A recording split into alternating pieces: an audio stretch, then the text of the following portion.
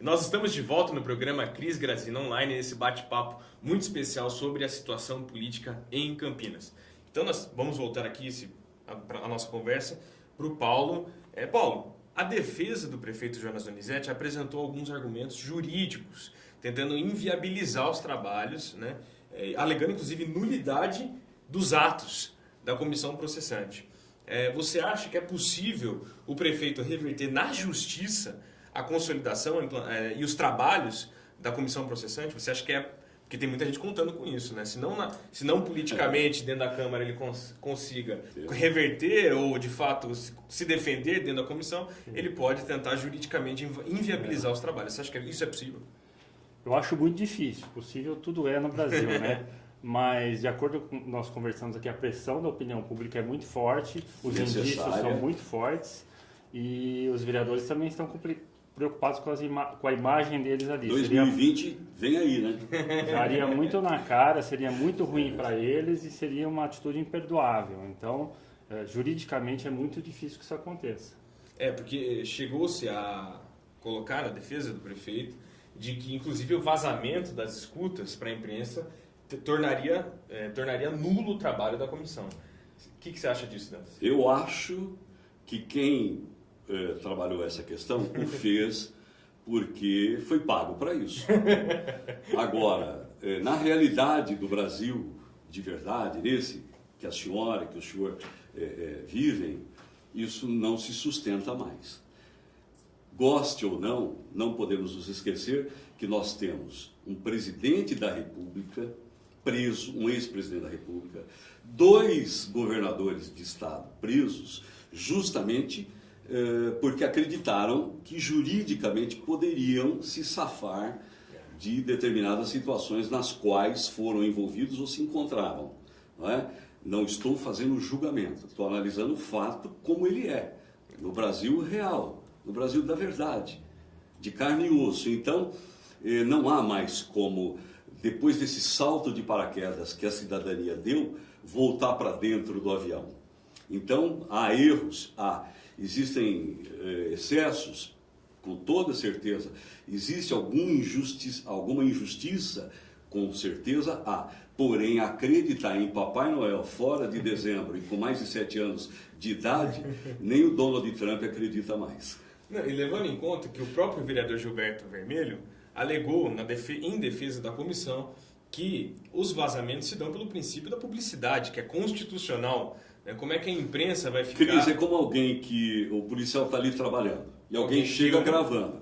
Ué, qual o problema? Se aquela ação é pública, não é sigilosa, né? Você tem que dar publicidade ao trabalho do agente público, né? Como exemplo. Agora, às vezes, inclusive as forças de segurança chamam a imprensa para dar cobertura e publicidade aos seus atos.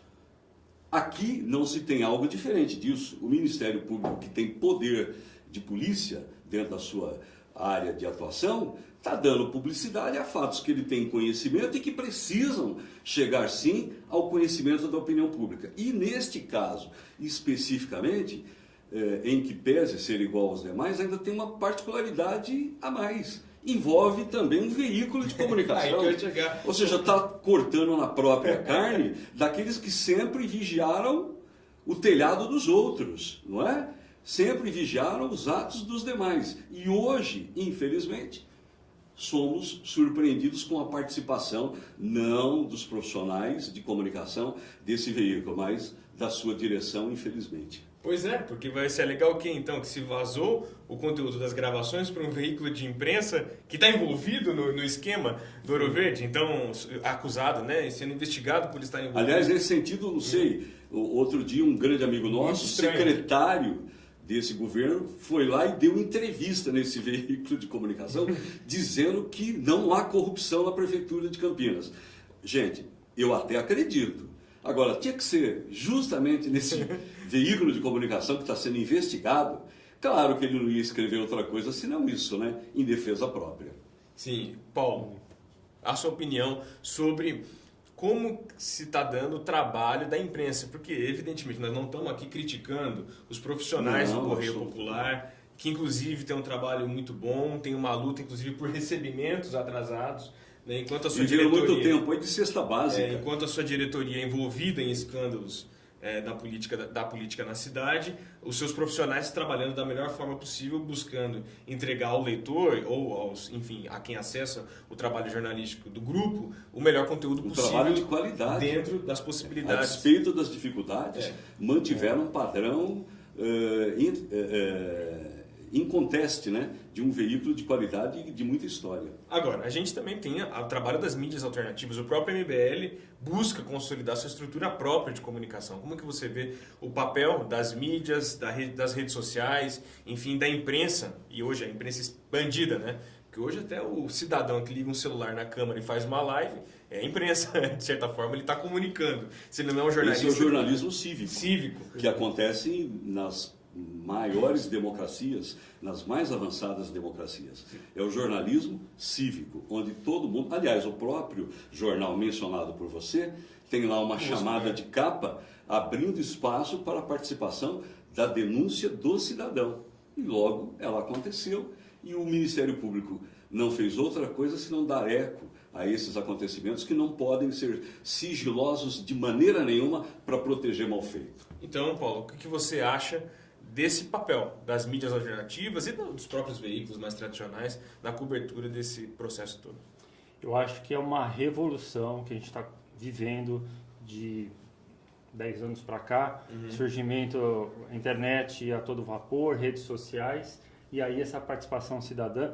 Eu sou o maior exemplo disso, 55 anos de idade, 50 anos de analfabetismo político, porque você está preocupado com a sua vida, trabalhar, gerar emprego, pagar imposto, sua vida de cidadão comum, cidadão médio, e você está achando que política é coisa de bandido, que ali a gente não se mete porque ali nada vai mudar, etc. Aquela ignorância média do cidadão, eu me enquadro nela, e com o surgimento da rede social, da internet e tal, você começa a ter um bombardeio de informações, você começa a ver grupos como o MBL, entre outros, que surgem com ideias novas, falando de coisas que você nunca ouviu. E aí, você é um contraponto, então. Se a mídia tradicional, às vezes, por questões até de forma, não consegue dar vazão, você acha que as redes sociais servem para que grupos cidadãos se organizem? Perfeito, porque aí nós temos a nossa identificação com determinados meios de comunicação, que a gente não via essa representatividade muitas vezes nas grandes mídias. Nesse sentido, eu não preciso esperar o Jornal Nacional à noite para saber de um fato que aconteceu em Campinas hoje durante o dia. Exatamente. Antigamente você estava preso a esse formato que o Cris mencionou, um pouco engessado, um pouco limitado. Hoje não. A instantaneidade da informação é algo extremamente importante, oportuno e positivo para a comunidade. Ninguém mais tem o privilégio da verdade. Se me permite, essas mídias independentes, cidadãs, etc., estão pautando a grande mídia, a mídia tradicional. Então, eles estão sendo obrigados a se adequarem a esse dinamismo, essa intensidade. E hoje, eu que não sou ninguém, tenho repórteres que nesse diariamente. Vem a fake news, vem aqueles que se utilizam dessa nova realidade para difundirem mentiras e macularem biografias, imagens, lamentavelmente. Mas isso também vai se adequar. Exato. Né? Nós vamos aprender com o tempo a separar o joio do trigo, o trigo do joio, né? E a fazer o nosso próprio juízo, né? A nossa própria análise daquilo que é verdade e daquilo que é fantasia. A gente está defendendo aqui, você vê que esse papo passa pela defesa da verdade, né? A verdade seja nas redes sociais, seja em meios consolidados. Por exemplo, a gente precisa relembrar que o presidente do Grupo Hack, o Silvino de Godoy, é Silvino de Godoy, né? Não estou errando o nome dele não, né? Silvino de Godoy chegou a ligar para um jornalista... Vivaldino de Godoy. Não, é Silvino. Silvino. Chegou a ligar para o jornalista da CBN, diretor da CBN, tentando o intimidar. Mas o que é isso? Como é que você vai... É inconcebível. Na verdade, desse, né? Em tese, esse fato evoca um velho ditado, né? Que o uso demasiado do cachimbo faz a boca torta. Então, é um formato, é um modelo, né? Que foi construído ao longo de muito tempo, que agora começa a se modificar. E ao mesmo tempo, nós temos, como o Cris falou, jornalistas desse jornal muito bem conceituados, Sim, claro. colunas sérias ali e que incentivam bastante esse trabalho que a gente está fazendo hoje, o trabalho cívico. Eles próprios são mídia livristas, né? Muitas vezes têm seus blogs paralelos, né? E fazem um excelente trabalho divulgando esses conteúdos críticos. E o Silvino de Godoy ele é uma testemunha, vai ser chamado na Câmara para depor, alguma coisa assim? Eu acredito, eu não estou bem a par, mas se ele sarar do coraçãozinho. Né? Eu não sei se ele seria uma testemunha da acusação, não sei se ele está na lista defesa, lá. né? Pelo menos. Só que aí ele vai complicar a vida do... Quem é que quer uma testemunha dessa? Exatamente. Mas vai ser convocado, certamente, né? No momento oportuno, com todo respeito ao quadro de enfermidade pelo qual o doutor Silvino passa, né? Porém, ele não foi chamado a depor e não teve uma prisão decretada porque estava atravessando velhinha no semáforo, né? E voltando a essa questão da lista de testemunhas, né? A defesa do prefeito Jonas Donizete apresentou uma lista de testemunhas de defesa, portanto, na comissão processante, a qual integram alguns nomes, vamos dizer, pesados, né, da política, até nacional, pode-se considerar. Um desses nomes é o do deputado Carlos Sampaio, com uma expressiva votação na cidade de Campinas, que tem a sua figura ligada intimamente ao combate à corrupção, por conta dos seus discursos e postura. Eu queria perguntar para você, Paulo, se você acha que, não só o Carlos Sampaio, o Barros Munhoz, que também é um deputado de renome aqui no estado de São Paulo, se esses nomes mais ajudam ou atrapalham a defesa do prefeito. Pois é. Qual a relevância e qual a influência de um depoimento, por exemplo, do Carlos Sampaio, com a votação que tem, na defesa do prefeito? Para nós, população, é muito ruim, quer dizer, vem piorar a situação, tanto do Carlos quanto dos outros citados, porque eles já não têm uma imagem boa em Campinas. Você acha que pode desgastar o Carlos Sampaio? Perante a opinião pública. Com certeza vai queimar ele de vez. Mesmo com todos esses milhares de votos que ele teve? Então, essa é uma contradição interessante nesse caso. Nós sabemos que esses votos que ele tem é um curral eleitoral. Não é, a cidade de Campinas tem 1.200.000 pessoas. Né? Mas não é reconhecimento ao trabalho e postura que ele exibe? Também, mas... Ainda que você considere que é dentro de um target, dentro de um nicho, dentro do chamado curral. Eu evitaria essa expressão, mas sim, dentro de um nicho, né? Essa perseguição, essa caça às bruxas, a velha política, vamos chamar assim, porque virou uma coisa, é complicado você separar até que ponto a gente está indo na caça às bruxas ou não, né? Então você às vezes tem Nesse caso aqui não acredito que tenha bruxa. É que assim, ele faz parte da... Também nem fada madrinha. Que caso... se tem aqui é gente agindo bem, agindo de forma certa, e outros, lamentavelmente, errando. Quando eu digo caça às bruxas, é que a opinião pública tomou esse chavão da velha política. Tá. Então, todos esses políticos, como o Carlos Sampaio e os outros citados, que pertenceram a uma época atrás que nós não queremos mais, eles podem até mudar de atitude agora e... Como o próprio Carlos, ele participou do processo de impeachment, ele fez a eleição dele sem fundo eleitoral, enfim, ele está tendo novas posturas que são muito louváveis, mas a gente não sabe até que ponto isso faz parte de um plano ou se realmente é uma mudança de postura. Se for uma mudança de postura, ótimo. Quando a gente fala assim em nova política, não significa você só colocar gente nova, porque às vezes você está colocando objetivamente, o que você acha... agora, desculpa, Cris. Paulo, eu não entendi. Você acha que esse deputado, o Sampaio, está certo ou está errado?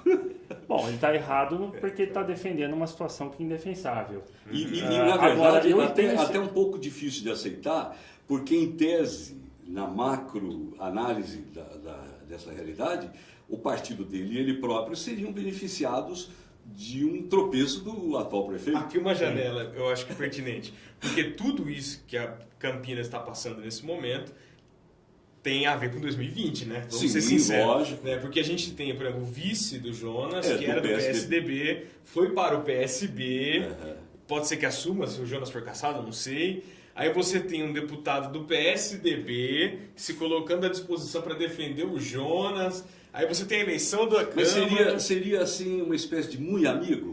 Então, Defendo, mas não defendo? Ou a minha defesa mais prejudica do que ajuda? Quer dizer, no universo misterioso da política, é até um contrassenso determinadas posturas como essa. Porque o Carlos Sampaio é grandemente interessado no futuro desta cidade, particularmente nesse próximo 2020. Já que ele foi, em algumas vezes, ou em passado recente, postulante ao cargo de prefeito. Então... E não creio que o PSDB tenha abrido mão dessa possibilidade de disputar a prefeitura em 2020. Pode ser que, por dever de consciência, ele esteja fazendo a defesa do prefeito, mas tomara que sim, mas algo que soa de uma forma meio estranha. Exatamente o que eu estava falando. É difícil de separar a questão da participação partidária, dos interesses políticos, com a questão da consciência individual dele. Né? E isso a população não vai saber separar e isso eles vão cobrar, tanto dele quanto dos outros. E a questão da democratização das redes sociais que a gente estava falando, essa própria eleição da presidência que a gente teve, é um modo que a política mudou totalmente. Então, uma eleição feita totalmente em cima das redes sociais e que em 2020... Seria por isso que o Jonas está aparecendo tanto no Facebook atualmente? Talvez, mas 2020... Porque ele olha dia e noite. Né? Se nós estamos o prefeito falando... tem feito uma defesa da sua ação administrativa intensa no Facebook. Mas se nós estamos falando da participação do Carlos e dos políticos, o vice assume e tal, o partido continua, sai mas continua a mesma situação, é uma aposta que eles podem estar fazendo. Por outro lado, nós temos as redes sociais e uma campanha totalmente independente que está acontecendo hoje, que isso pode ser um tiro no pé deles. Então, eles ainda estão optando por fazer os conchavos, o sistema partidário, mas se não levarem a opinião pública em conta, pode ser um tiro no pé deles e eles podem ficar queimados para sempre em Campinas. Entrando no que você está falando, lógico que eu vou colocar aqui uma suposição. A gente está no papel aqui de comentarista, né? Então é muito mais fácil pensar cenários. E não somos donos da verdade absoluta e nem da razão. Somos proprietários apenas, então, somente do nosso comentário, da nossa opinião livre, espontânea, né? Igual a que você tem aí em casa, seja de acordo com a nossa ou de forma diferente. Nós respeitamos. Mas a reflexão também é um exercício da cidadania, um direito que nos cabe e é um direito muito sagrado e nobre, por sinal. Mas assim, vamos pensar num cenário. Será que o Jonas perdeu um pouco da sua capacidade de articulação na Câmara por conta de ter direcionado grande esforço político para eleger o Rafa Zimbaldi, que foi para o seu partido, não era, né? O Rafa Zimbaldi não era do partido do Jonas, foi para o partido do Jonas e com a bênção do Jonas conseguiu bons 80 e tantos mil votos na cidade e se elegeu deputado estadual, com todo o mérito, o que é extremamente legítimo.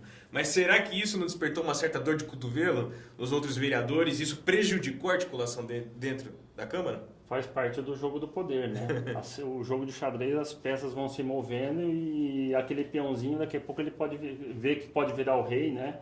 Então, o que está acontecendo hoje é a dança das cadeiras e está surgindo uma nova força dentro da Câmara que pode ser decisiva aí para o futuro de Campinas. Lembrando que o Jonas é do PSB, partido antagonista ao PSDB no segundo turno, que teve como candidato ao governo do Estado o João Dória. Pero não mútil, né? Então. Porque hoje os partidos são verdadeiras arcas de Noé. Sempre o foram.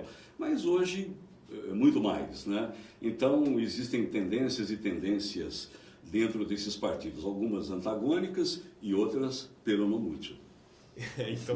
Então é isso que eu acho interessante, isso que está acontecendo. Quanta gente do PSDB trabalhou para o PSB. Exato. E quanto malandro do PSB cruzou os braços para o PSDB ganhar o governo do Estado? Então, é uma pergunta que fica no ar. Hein? Fica no ar. Quem puder, que responda. Quem puder, que responda e quem viver, verá, né? Vamos ver. E o calendário da comissão processante, como que está essa questão? O Jonas vai ser chamado para depor? Como é que vai esclarecer? Está sendo delicado em chamado, não é convocado. Né? Se não me engano, é 29 de janeiro que ele vai ser chamado na Câmara. Sim. E a partir disso a Câmara vai discutir então a sua cassação ou vai ouvir outras testemunhas? Como é que vai ser? Na verdade, acho que essa comissão ela não tem ainda o poder de determinar o afastamento do prefeito. Ela vai fazer o exame, chegar a uma determinada conclusão e daí um outro processo seria aberto para então aí demandar a questão da cassação. Nós estamos de olho na votação final. A gente quer saber a posição de cada um dos vereadores de Campinas, se vai ser a favor disso ou não.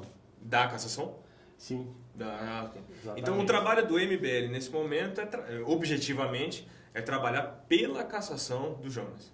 Perfeito, porque independente de ser o Jonas ou o partido que ele represente, é a questão do respeito com a opinião pública e com a transparência de governo. Então, todos nós, unanimemente, acreditamos que ele foi Mas essa é uma bandeira solitária do MBL ou de toda a sociedade civil, através das suas entidades representativas? De toda a sociedade. Porque se for uma questão só do MBL, aí não funciona muito bem, porque, se você me perdoe, né, o MBL tem seus pontos positivos, mas também contempla alguma contrariedade no seio do todo da sociedade, né? Há os que torcem pela Ponte Preta, outros pelo Guarani, e ambos gostam de futebol, mas de maneiras calibradas diferentes, né? Adoraria até ser convidado para um outro dia para falar especificamente sobre isso, porque isso aí dá 2 horas de entrevista. Olha, eu vou fazer nenhuma briga, né? De forma eu gostaria de fazer um pontuamento aqui, mas levando em conta que a gente não pode esgotar esse papo até o final, lógico. Mas eu gostaria de colher, você está caminhando para o final da nossa entrevista, né, Paulo? Mas antes da gente acabar, eu gostaria de colher essa impressão sua. Se pudéssemos ficar aqui mais tempo. Tá ótimo, né? E o assunto merece toda a atenção e que com certeza preenche vários outros programas. Oxalá pudéssemos ficar aqui com mais tempo e mais gente participando. Sim, né? O MBL tem essa pauta, como disse o Dantas, mas esta pauta também está sendo abraçada por, inclusive, movimentos de esquerda. Né? Como é que o MBL dialoga e se relaciona? Porque é um fato um tanto diferenciado. Por exemplo, em São Paulo, você tem o MBL de um lado e o PSOL do outro, os movimentos de esquerda totalmente opostos em discussões políticas. Aqui, você já tem, por exemplo, o PT, o Partido dos Trabalhadores, também pelo Fora Jonas. O PSOL, através da sua vereadora... Isso chama-se interesse público. Como é que... Acima das bandeiras individuais ou interesse público. Como que o MBL lida com essa relação, que é um tanto quanto diferente em Campinas? Não temos problema nenhum em defender a transparência e a briga anticorrupção, aliados com o PT, PSOL, sem nenhum... Isso é uma bandeira única. Bandeira única. Porém, a gente não tem essa reciprocidade. Nós fizemos um ato Fora Jonas aqui semanas atrás, convidamos PSOL, PT, PCdoB e tivemos resposta negativa porque não se misturam com o MBL. Respeito totalmente a posição deles, mas essa bandeira nossa é única e é universal. É de todos. Contra a corrupção. Vocês estão se colocando de maneira aberta. É lamentável, né? Porque, na verdade, fazer política é justamente se aliar, costurar pontos em comum, né? Então a gente espera que a política não só em Campinas, mas de modo geral caminhe para o entendimento, para o consenso, porque é isso que o Brasil precisa. Fazendo até um parênteses, né? Que eu sou amigo pessoal de todos esses vereadores que eu citei aí. Me dou bem com todos eles. Mas é aquela questão estrutural ideológica que às vezes causa essas divisões. É um tipo de maturidade, né? Para dialogar sobre essas coisas. A gente está caminhando, né, já para o fim da nossa entrevista, do nosso programa. E eu gostaria de abrir o espaço aqui para considerações finais de vocês, porque tem muita coisa que de repente eu não perguntei, tem muita coisa que às vezes vocês por fim gostariam de registrar para o telespectador que está nos acompanhando. Então, já que o Paulo falou agora, o Dantas, por favor. Cris Graziano, antes de mais nada, é uma satisfação cívica participar de um espaço desse. Parabéns à diretoria do Canal 8, parabéns à democracia brasileira, que tem possibilitado, apesar dos pesares, das dificuldades, momentos como esse, de cidadania, de participação e busca de solução aos problemas que nos são comuns.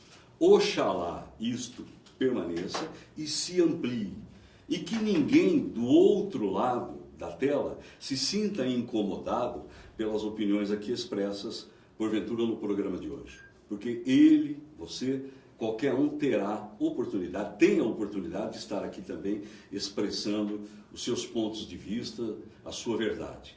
Parabéns a você pela iniciativa. O programa Cris Grazina Online é o chamado ponto fora da curva, né?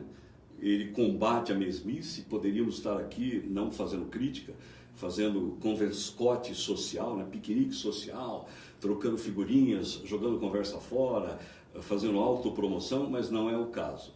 Nós estamos aqui de forma nua e crua, de forma transparente, falando daquilo que vai no sentimento da nossa população. Tudo que você deveria ter perguntado, você perguntou, e tudo que gostaríamos de ter falado, limitado espaço-tempo, também falamos. Pelo menos esse é o meu sentimento. E eu peço licença a você para registrar, né, aqui, mais uma vez, o fato de que nós convidamos inúmeras personalidades para que aqui estivessem, e as mesmas, por razões diversas, declinaram desse convite. A gente espera que em futuro próximo a gente possa convidar esses atores importantes, esses protagonistas da cena política atual, e eles possam concordar em estar aqui, né, para trazerem a sua versão sobre fatos relacionados à crise política em Campinas, sobre o ano de 2020 que já começou nos bastidores, sobre a nova realidade política da região metropolitana de Campinas, com a saída de deputados como Luiz Lauro, que não se reelegeu, com a chegada do Dirceu Dalben na Assembleia Legislativa, e o Rafa Zimbaldi como novos deputados, como nossos representantes, além de outros. Eu acho que esse espaço se presta a isso. Você tem se dedicado de forma heróica a produzir esses programas com muita dificuldade, mas também com muita ajuda. E mais um registro.